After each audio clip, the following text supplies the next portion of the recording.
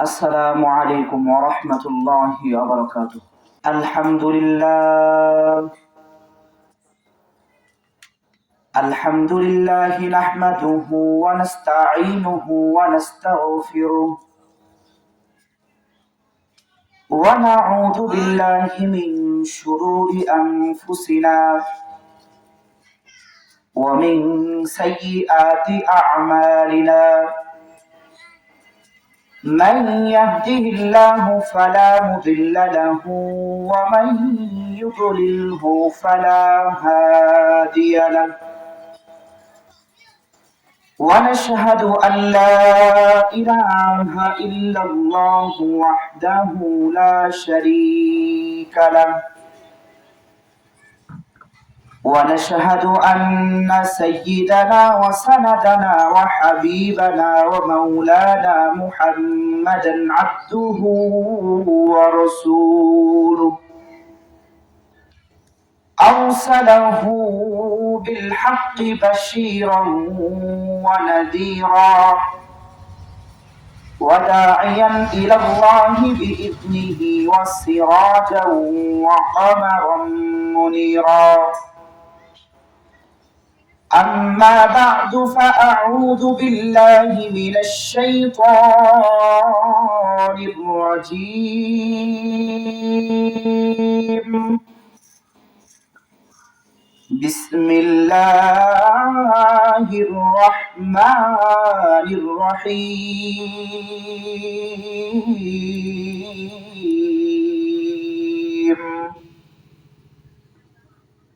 إلا من تاب وآمن وعمل صالحا فأولئك يبدل الله سيئاتهم حسنات وكان الله غفورا رحيما. وقال النبي صلى الله عليه وسلم: التائب من الذنب كمن لا ذنب له، أو كما قال النبي صلى الله عليه وسلم: اللهم صل على محمد وعلى آل محمد كما صليت على إبراهيم وعلى آل إبراهيم إنك حميد مجيد. اللهم بارك على محمد وعلى آل محمد كما باركت على إبراهيم وعلى آل إبراهيم إنك حميد مجيد. صدق الله مولانا العظيم وصدق رسوله النبي الكريم ونحن على ذلك لمن الشاهدين والشاكرين والحمد لله رب العالمين. آمنت بالله. আলহামদুলিল্লাহ। অধ্যকার হিলফুল ফুজুল জামে মসজিদ কমিটি ও এলাকাবাসীর উদ্যোগে চতুর্থ বাৎসরিক তাফসীরুল কোরআন মাহফিলের সদরের সভাপতি ও দূর দূরান্ত থেকে আগত কালিমাতুত তাইয়্যিবার সুতোয় গ্রথিত মুসলমান ভাইরা, আল্লাহ পাক রব্বুল আলামিনের দরবারে অগণিত শুকরিয়া যে আল্লাহ পাক রব্বুল আলামিন আমাদের প্রত্যেককেই একটা দ্বীনি মজলিসে, একটা দ্বীনি মাহফিলে, নাজাতের উসিলা মাহফিলে উপস্থিত হওয়ার তৌফিক দান করেছেন। এই জন্য শুকরিয়া আদায় করি আলহামদুলিল্লাহ। আল্লাহ পাক রব্বুল আলামিন রহমতের আধার, আল্লাহ পাক রব্বুল আলামিনের ভিতরে যে পরিমাণ দয়া আছে, আল্লাহ পাক রব্বুল আলামিন পুরা পৃথিবীর মানুষের ভিতরে সমুদ্র থেকে একটা সুয়ের আগায় যতটুকু পানি আনা যায় ঠিক সেই পরিমাণ দয়া দিয়ে পৃথিবীর প্রত্যেকটা মানুষকে সৃষ্টি করেছেন। আল্লাহ পাক রব্বুল আলামিন তো এমন, সকল প্রকার হতাশা, সকল প্রকার নিরাশা, সকল প্রকার বিপদ আপদ এবং নিজের জীবনের সকল প্রকার অন্যায় এবং গুনাহের জন্য আল্লাহ পাক রব্বুল আলামিনের কাছে একাগ্র চিত্তে একটু চোখের পানি ফেলাইয়া দিলেই আল্লাহ পাক রব্বুল আলামিন বান্দার জীবনের সকল প্রকার গুনাহ মাফ করে দেন। সুবহানাল্লাহ। আল্লাহ পাক রব্বুল আলামিন কুরআনে পাকের ভিতরে বলেন, ইল্লা মান তাবা ওয়া আমানা ওয়া আমিলা সালিহা فأولئك يبدل الله سيئاتهم حسنات وكان الله غفورا رحيما।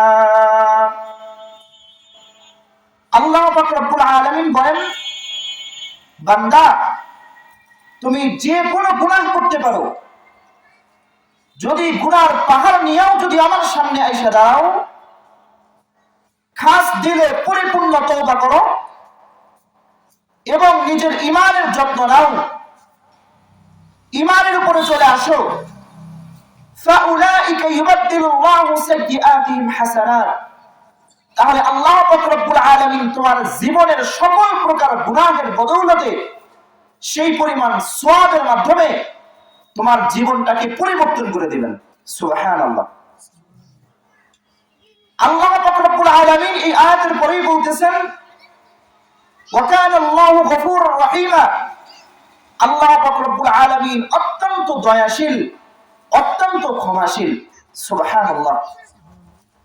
সরকারে দু আলম নবী বলেন, قال رسول الله صلى الله عليه وسلم التائب من الذنب كمن لا ذنب له, তোমাদের ভিতরে যে ব্যক্তি আল্লাহর দরবারে খাস দিলে তওবা করবে, التائب من الذنب كمن لا ذنب له, আল্লাহ পাক রব্বুল আলামিন তাকে এমন বানায় দিবেন যেন তার জিন্দেগিতে, তার জীবনে কোনো গুনাহই ছিল না। সকল প্রকার গুনাহের জন্য আল্লাহর দরবারে তওবা করতে হয়, নিরাশা হওয়া লাগে না, কোনো পেরেশানিতে পড়া লাগে না। যখনই গুনাহ হয়ে যাবে আল্লাহর দরবারে খাস দিলে তওবা করলে আল্লাহ পাক রব্বুল আলামিন দয়ার সাগর, আল্লাহ পাক রব্বুল আলামিন গফুরুর রহিম, রব্বে কারীম তার গফুর রহিম এই সিফতের কারণে বান্দার জীবনের সকল প্রকার গুনাহ ক্ষমা করে দিতে পারেন। আমরা সব সময় জানি গুনাহ তওবা করার জন্য, গুনাহ থেকে তওবা করার জন্য, আল্লাহর কাছে গুনাহ মাফ চাওয়ার জন্য সব অবস্থায় আমরা আল্লাহর কাছে তওবা করি, আস্তাগফিরুল্লাহ আস্তাগফিরুল্লাহ আস্তাগফিরুল্লাহ। সরকারি দু আলম নবী বলেন, তুমি যদি একবার মুখ থেকে আস্তাগফিরুল্লাহ মন থেকে বের করে দাও, আল্লাহ পাক রব্বুল আলামিন তোমার জীবনের সকল প্রকার গুনাহ ক্ষমা করে দেন। সুবহানাল্লাহ। ইতিহাসের মধ্যে যুগ শ্রেষ্ঠ ইমাম, যুগ শ্রেষ্ঠ আলেম ইমাম আহমদ ইবনে হাম্বল রাহমাতুল্লাহি আলাইহি একদিন হাদিস অন্বেষণের জন্য সফরে বের হয়েছেন। অনেক দূর সফর করতে করতে সন্ধ্যা হয়ে গেছে। এক মসজিদে মাগরিবের নামাজ আদায় করার পরে মসজিদের মুয়াজ্জিনকে বলতেছে, মুয়াজ্জিন, আমি তো হাদিস অন্বেষণ করার জন্য অনেক দূরে একটা সফরে বের হয়েছি, যদি তুমি অনুমতি দাও তাহলে আজকে রাতটা তোমার মসজিদে থাকবো, এরপরে আমি আবার সকালে আবার হাদিস অন্বেষণের জন্য বের হয়ে যাব। মসজিদের মুয়াজ্জিন ইমাম উদ্দাহারকে না চাই না ইমাম উদ্দাহারকে বলে দিয়েছেন, না না, এই মসজিদে তোমার রাত্রি যাপন করা যাবে না। ইমাম আহমদ ইবনে হাম্বল রাহমাতুল্লাহি আলাইহি এশার নামাজ আদায় করার জন্য সামনে অন্ধকারে হাঁটতেছেন। অনেক দূর যাওয়ার পরে এক মসজিদে এশার নামাজ আদায় করছেন।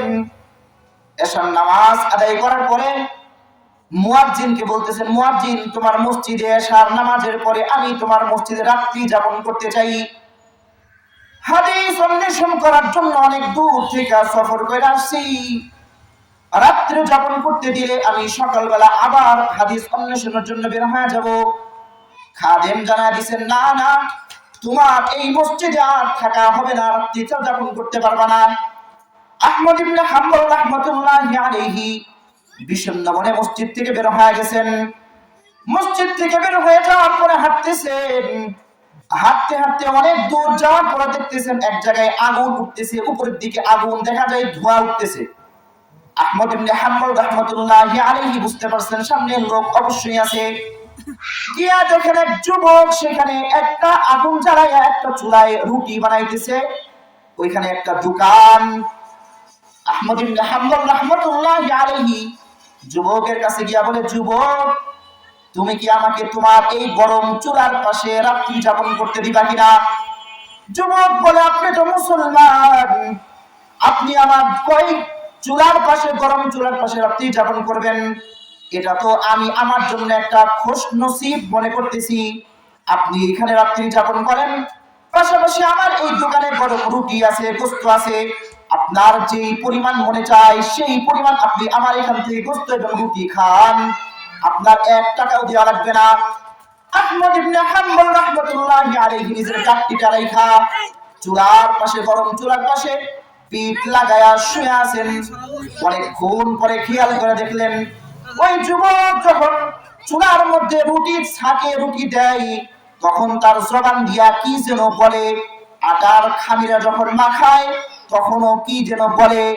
দোকানে যখন কাস্টমার আসে তার কাছে যখন রুটি বিক্রি করে, দেখে সেই রুটি প্যাকেটে যাওয়ার সময়ও মুখে কি যেন বলে, আবার যখন টাকা নিয়ে নিজের বাক্সে রাখে তখনও কি যেন বলে।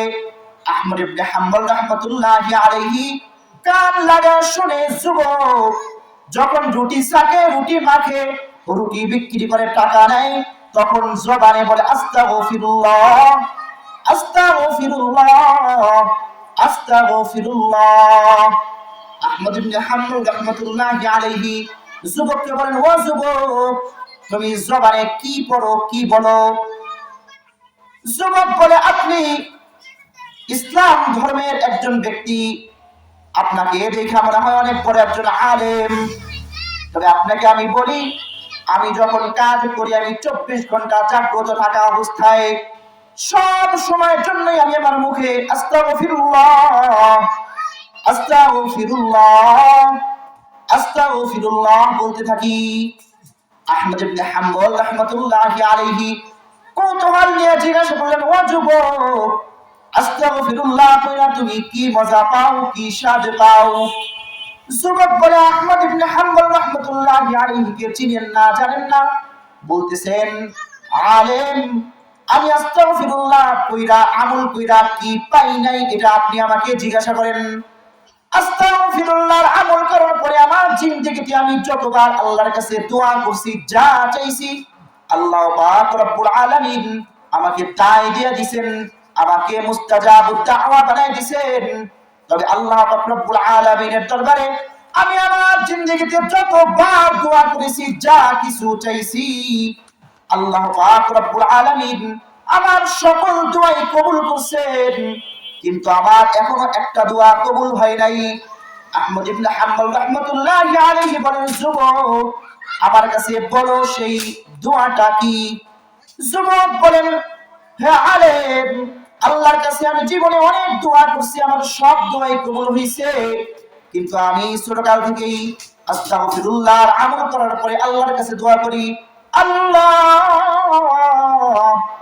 এই জামানার সর্বশ্রেষ্ঠ আলেম, তার নাম নাকি আহমদ ইবনে হাম্বল, আমি আল্লাহ তোমার কাছে চাই মৃত্যুর আগে একবার হইলেও যেন আহমদ ইবনে হাম্বলের সাথে আমার সাক্ষাৎ হয়ে যায়। আহমদ ইবনে হাম্বল রাহমাতুল্লাহি আলাইহি বলেন, যুবক, আল্লাহ পাক রব্বুল আলামিন, আমি যে হাদিস অন্বেষণের জন্য আল্লাহর রাস্তায় বের হয়েছিলাম, আল্লাহ পাক রব্বুল আলামিন হয়তো আস্তাগফিরুল্লাহর আমলের বরকতে তোমার দোয়া কবুল করছেন। এই জন্যই হয়তোবা আল্লাহ পাক রব্বুল আলামিন তুমি আজকে যাকে তোমার চুলার পাশে শোয়া দেখতেছো, আমি হইলাম আহমদ ইবনে হাম্বল রাহমাতুল্লাহি আলাইহি। যুবক চিৎকার দিয়া বলে, আল্লাহ, আস্তাগফিরুল্লাহর আমল করার পরে আমার জীবনের সকল প্রকার দোয়া কবুল হয়েছে, একটা দোয়া যে কবুল হয় নাই, তুমি আমার আস্তাগফিরুল্লাহর আমলের কারণে আহমদ ইবনে হাম্বল রাহমাতুল্লাহি আলাইহিকে, যুগের সর্বশ্রেষ্ঠ আলেমকে আমার চুলার পাশে বসাইয়া দিছো। ইতিহাসের মধ্যে এই ঘটনা লেখা আছে যে একটা যুবক আস্তাগফিরুল্লাহর আমলের কারণে তার জীবনের সকল প্রকার দোয়া কবুল হয়ে গেছে। সুবহানাল্লাহ। আল্লাহ পাক রব্বুল আলামিন কেমন গফুর রহিম, যে আল্লাহ পাক রব্বুল আলামিন আস্তাগফিরুল্লাহ এর আমলের কারণে আল্লাহ পাক রব্বুল আলামিন যুবকরে মুস্তাজাবুদ দাওয়া বানায় দিয়েছেন। সুবহানাল্লাহ, সুবহানাল্লাহ। এই জন্য হতাশ হওয়া যাবে না, আল্লাহর দরবার থেকে মুখ ফিরিয়ে নেওয়া যাবে না।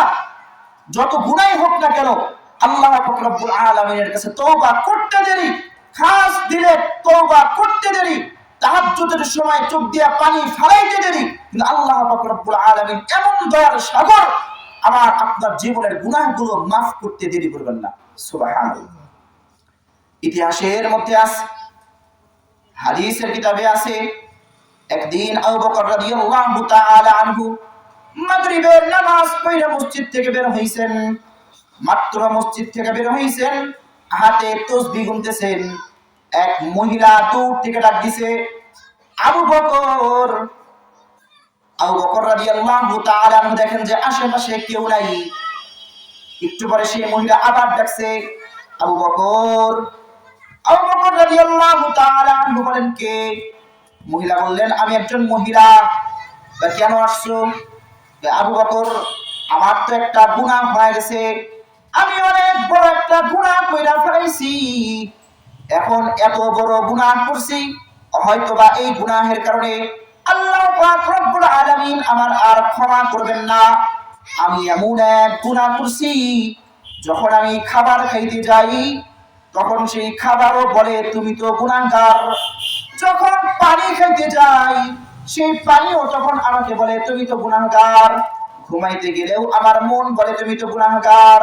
কিন্তু এই গুনাহ করার পর থেকে আমি খাবার খাইতে পারি না, পানি খাইতে পারি না, ঘুমাইতে পারি না। সকল প্রকার কল্পনা জল্পনা আমার মন বলে তুই তো গুনাহগার, তুই তো গুনাহগার, তুই তো গুনাহগার। আবু বকর রাদিয়াল্লাহু তাআলা আনহু বললেন, বলো তোমার কি হয়েছে, তুমি কি গুনাহ করছো? মহিলা বলতেছে, আবু বকর, আমি কি গুনাহ করছি এটা আমি তোমার কাছে বলতে পারতেছি না, লজ্জা লাগতেছে। এমন এক গুনাহ কইরা ফেলাইছি, এই গুনাহের কথা তোমার কাছে কেমনে বলবো, আমি তো আর পারতেছি না। আবু বকর রাদিয়াল্লাহু তাআলা আনহু বলেন, বলো কি গুনাহ করছো? মহিলা বলে, আবু বকর, আমি তো আমার নিজের বাড়ির এক রাখালের সাথে জিনা কইরা ফেলাইছি। জিনা করার পরে আমার পেটে যেই অবৈধ সন্তান আসছে, এই সন্তান জন্মগ্রহণ করার পরে এই সন্তানকে অমুক পাহাড়ের পিছনে নিয়ে গিয়া আমি ধাক্কা দিয়া ফেলাইয়া মাইরা ফেলাইছি। আবু বকর রাদিয়াল্লাহু তাআলা আনহু বললেন, দূর হও, দূর হও, আমার সামনে থেকে দূরে চলে যাও, আমার সামনে থেকে দূরে সরে যাও। মহিলা বুঝতে পারছে হয়তোবা আমি এমন এক গুনাহ করছি যেই গুনাহ আল্লাহ পাক রব্বুল আলামিন আমার ক্ষমা করবেন না। মহিলা কান্নাকাটি করতে করতে চলে গেছে, অন্ধকারের ভিতরে মিলায় গেছে। আবু বকর রাদিয়াল্লাহু তাআলা আনহু হঠাৎ করে মনে পড়ছে, একজন মহিলা আমার কাছে তার গুনাহের কথা বলছে।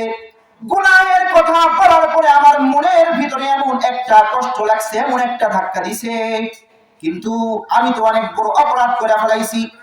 এখনো আমাদের মাঝে এখন পর্যন্ত মুহাম্মাদুর রাসূলুল্লাহ সাল্লাল্লাহু আলাইহি ওয়াসাল্লাম জীবিত আছেন।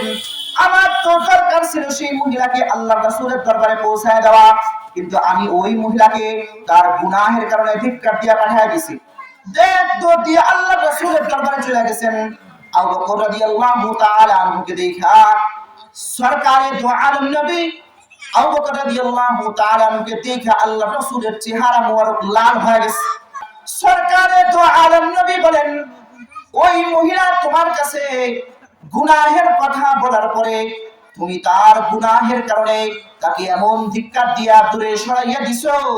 আল্লাহ পাক রব্বুল আলামিন জিবরিল আমিনের মাধ্যমে আমার কাছে ওহী পাঠাইছে, মুহাম্মদুর রাসূলুল্লাহ সাল্লাল্লাহু আলাইহি ওয়াসাল্লাম আপনার সাহাবা আবু বকর রাদিয়াল্লাহু তাআলা আনহুর কাছে একজন মহিলা আসছিল, তার গুনাহের কথা বলছে, সমাধান তো করেই নাই, আপনার দরবারেও পৌঁছায় দেয় নাই, সেই মহিলাকে ধিক্কার দিয়ে খাজায় দিছে। কিন্তু ওই মহিলা সেখান থেকে যাওয়ার পরে আল্লাহর দরবারে এমন তওবা করছে, আল্লাহ পাক রব্বুল আলামিন বলেন আমি ওই মহিলার জীবনের সকল প্রকার গুনাহগুলো ক্ষমা করিয়া দিলাম। আল্লাহ রাসূল সাল্লাল্লাহু আলাইহি ওয়াসাল্লাম আবু বকর রাদিয়াল্লাহু তাআলা আনহুকে বললেন, আবু বকর যাও যাও ওই মহিলাকে সংবাদ দিয়ে দাও, আল্লাহ পাক রব্বুল আলামিন ঘোষণা করেছেন ওই মহিলা জিনা করছে, অবৈধ সন্তানকে হত্যা করছে, তারপরে ওই মহিলা আল্লাহর দরবারে এমন তওবা করছে, আল্লাহ পাক রব্বুল আলামিন তার তওবা তো কবুল করেছেন। আল্লাহর রাসূলের দরবার থেকে বের হয়ে গেছেন, আল্লাহর রাসূলের দরবার থেকে বের হয়ে ওই মহিলাকে খোঁজা শুরু করছেন, খুঁজতেছেন কিন্তু কোথায় খুঁজে পান না। একদিন পরে আবু বকর রাদিয়াল্লাহু তাআলা আনহু এক বাজারে গিয়ে খুঁজতেছেন, গতকাল রাতে মাগরিবের পরে আমার সাথে কে সাক্ষাৎ করেছিল? দূর থেকে ওই মহিলা বলে, আবু বকর আমি তোমার সাথে সাক্ষাৎ করেছিলাম, তুমি আমার সংবাদ আমাকে খোঁজার জন্য আসছো, আমার জন্য কোনো দুঃসংবাদ আছে নাকি? তুমি তো আল্লাহর রাসূলের দরবারে গেছো, আল্লাহর রাসূল আমার সম্পর্কে কোনো দুঃসংবাদ দিয়েছেন কিনা? আবু বকর রাদিয়াল্লাহু তাআলা বলেন, না না, আল্লাহ পাক রব্বুল আলামিন আমি যখন তোমাকে ধিক্কার দিয়ে দূরে সরাই দিছি, আমি দৌড় দিয়ে আল্লাহর রাসূলের দরবারে যখন চলে গেলাম, আল্লাহর রাসূল সাল্লাল্লাহু আলাইহি ওয়াসাল্লাম আমাকে সংবাদ দিয়ে পাঠাইছেন, যাও যাও আবু বকর যাও ওই মহিলার কাছে সংবাদ দিয়ে আসো যে আল্লাহ পাক রব্বুল আলামিন ওই মহিলা গুনাহ করা, জিনা করছে, সন্তানকে হত্যা করছে, এত বড় গুনাহ করার পরেও আল্লাহ পাক রব্বুল আলামিন তার জীবনের সকল প্রকার গুনাহগুলো ক্ষমা করে দিবেন। সুবহানাল্লাহ। আল্লাহ পাক রব্বুল আলামিন এমন, যত বড়ই গুনাহ হোক না কেন শুধু আল্লাহর কাছে তওবা করতে হবে, খাঁটি দিলে তওবা করতে হবে।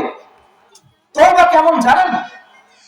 তওবার একটা ঘটনা বলি যে তওবা কেমন করা দরকার, তওবাটা কেমন হওয়া দরকার। এই শুধু সংক্ষিপ্ত একটা উপদেশমূলক কথা বলেই আমি আলোচনা শেষ করব ইনশাআল্লাহ তাআলা। উপদেশমূলক ঘটনা হইল, একজন মা রান্নাঘরে পানি গরম করতেছে একটা রান্নাঘরে। ওই মহিলার একটা সন্তান আছে, ছোট্ট বাচ্চা, হাঁটতে পারে, হালকা হাঁটতে পারে। ওই মহিলা চুলার উপরে গরম পানি দিছে, পানি যখন টকবক করতেছে, এই মহিলা এমন অবস্থায় ইস্তেঞ্জায় চলে গেছে, কিন্তু রান্নাঘরের দরজা বন্ধ করে নাই, ইস্তেঞ্জায় চলে গেছে। ইস্তেঞ্জায় চলে যাওয়ার পরে যখন সেখান থেকে বের হয়েছে, আয়েশা রান্নাঘরে ঢুকছে আর মনে পড়ছে যে আমি তো চুলার উপরে পানি গরম হওয়ার জন্য পানি দিয়ে গেছিলাম। তো আয়েশা একটা চিত্র দেখছে, আয়েশা দেখে যে ওই গরম টকবক পানির ভিতরে তার সন্তান সেখানে যায় গরম পানির ভিতরে পড়ে সন্তান মারা গেছে, সিদ্ধ হয়ে গেছে, আর কিছুই নেই। এখন বলেন তো, এই মহিলা এই চুলার উপরে গরম পানি দিয়ে দিছে, ছোট্ট সন্তান, অবুঝ সন্তান সেই পানির ভিতরে পড়ে গেছে। এই মহিলা যখন আয়েশা দেখছে তার সন্তানটা গরম পানির ভিতরে পড়ে গেছে, এখন বলেন তো এই মা পৃথিবীতে যত বছর পর্যন্ত বাঁচবে আল্লাহ পাক রব্বুল আলামিন এই মহিলাকে যতগুলো সন্তান দিবে, এই সন্তান ঘরে থাকা অবস্থায় এই মহিলা কি কোনোদিন আর ওই চুলায় গরম পানি দিয়া ইস্তেঞ্জা যাবে? কেন যাবে না? শিক্ষা হয়ে গেছে। কি হয়ে গেছে? শিক্ষা হয়ে গেছে। আল্লাহ পাক রব্বুল আলামিন যদি তাকে 100টা সন্তান দেয়, তারপরেও সে কোনোদিন এই চুলার উপরে গরম পানি দিয়া এই চুলার এই রান্নাঘরের দরজা খুইলা এখান থেকে সে বের হয়ে কোনোদিনও যাবে না। কেন? তার শিক্ষা হয়ে গেছে যে একবার ভুল করার কারণে তার সন্তান ঘাঁটি হয়ে মরে গেছে। শিক্ষা হয়ে গেছে। তো তওবা এমন, তওবার সংজ্ঞা এইটাই যে তওবা এমন করা দরকার যে আজকে তওবা করলাম, এই তওবা আমি আর এই যে তওবা করলাম কোন গুনাহের জন্য, এটাই আমার জীবনের সর্বশেষ শিক্ষা, যা আমি আজকের পর থেকে এই গুনাহ আর জিন্দেগিতে কোনোদিন করব না। এটাকেই বলে খালিস দিলের তওবা। খালিস তওবা এটাকেই বলে। যেমন ওই মা যতদিন পৃথিবীতে বাঁচবে, যত সন্তান হবে, অন্তত পক্ষে সন্তান ঘরে থাকা অবস্থায় চুলার উপরে ডেকের ভিতরে গরম পানি দিয়া বাইরে চলে যাবে না, জিন্দেগিতে কোনোদিন যাবে না। শিক্ষা পাওয়া গেছে। এই জন্য আল্লাহ পাক রব্বুল আলামিন আমাদেরকে সৃষ্টি করেছেন। আল্লাহ পাক রব্বুল আলামিন যেহেতু সৃষ্টি করছেন, মানুষ ভুল হবে, গুনাহ হবে, কিন্তু সেই গুনাহ থেকে তওবা করতে হবে। কেমন তওবা? এই মহিলার মতো তওবা যে এই যে গুনাহের জন্য তওবা করলাম, আজকের পর থেকে জীবনে আর কোনোদিন আমি এই গুনার সাথে জড়িত হব না, এই গুনাহ করব না, এরকম ভাবে তওবা করতে হবে। খালিস দিলে তওবা করতে হবে। আর তওবা করার জন্য, তওবাটা কবুল হওয়ার জন্য আমি যে ঘটনাটা বললাম যে সব অবস্থায় সর্ব অবস্থায় আল্লাহ পাক রব্বুল আলামিনের দরবারে তওবার দোয়া করতে হবে। আস্তাগফিরুল্লাহ, আস্তাগফিরুল্লাহ, আস্তাগফিরুল্লাহ। সরকারে দোয়া আলম নবী প্রত্যেকদিন 70 বার করে আল্লাহর দরবারে তওবা করতেন। সুবহানাল্লাহ। এই জন্য আল্লাহ পাক রব্বুল আলামিন এই ছোট মানুষ সংক্ষিপ্ত যতটুকু কথা বললাম, এই সকল কথার উপরে আল্লাহ পাক রব্বুল আলামিন আগে আমাকে আমল করার তৌফিক দান করুক, এরপরে আপনাদের সবাইকে আমল করার তৌফিক দান করুক। আমিন। ওয়া মা আলাইনা ইল্লাল বালাগ। আসসালামু আলাইকুম ওয়া রাহমাতুল্লাহ।